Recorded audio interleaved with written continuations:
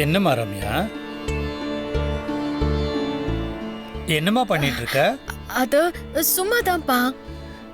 யார்கிட்டயோ பேசுற மாதிரி இருந்தது. அது ஃபோன் பேசிட்டு இருந்தேன்ப்பா, ஃப்ரெண்டு கிட்ட. ஓ,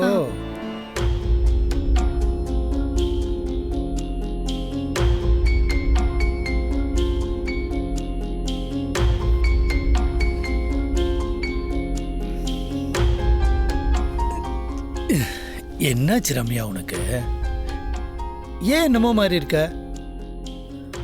அப்படிலாம் எதுவும் இல்லப்பா. உனக்கு எப்படி என் முகத்தை பார்த்து என் மனசு சரியில்லைன்னு தெரியுமோ, எனக்கும் அப்படிதான். மனசுல இருக்கிற சோகம்தான் முகத்துல இருக்கிற வாட்டம்.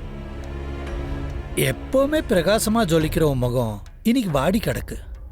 அதான் என்னாச்சுன்னு கேட்குறேன். நீ எப்பவுமே என்கிட்ட இருந்து எதையும் மறைக்க மாட்ட ரம்யா, அது எனக்கு நல்லாவே தெரியும். அதுல எனக்கு நம்பிக்கையும் இருக்கு.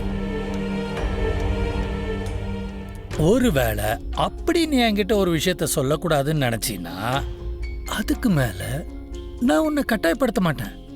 ஏன் தெரியுமா? என் பொண்ணு நான் ரொம்ப உயர்வான இடத்துல வச்சிருக்கேன்.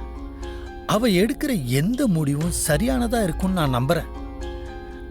அதனால உனக்கு எப்போ மனசுல உள்ளதை சொல்லணும்னு தோணுதோ அப்ப சொல்லு.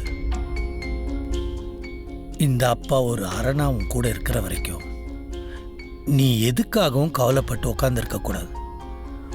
உலகத்திலேயே ஒரு பொண்ணை காயப்படுத்தாத ஒரு ஆண் உண்டுன்னா அது அப்பான்ற ஒரு உறவு மட்டும்தான். நான் உன்னை என்னைக்குமே காயப்படுத்த மாட்டேன். நீ காயப்பட்டு நின்னா சும்மா வேடிக்கையும் பார்க்க மாட்டேன். சரியா? நீ போடுற காஃபி எனக்கு ரொம்ப பிடிக்கும் தெரியும்ல. இப்ப எனக்காக அந்த காஃபியை போட்டு கொடு. வா போட்டு கொடு. வா போய் ஸ்ட்ராங்கா ஒரு காஃபியை போட்டு கொடு. சரி. உன் மனசுல இருக்கிற வருத்தம்லாம் லேசாயிடும். சரிப்பா. போ.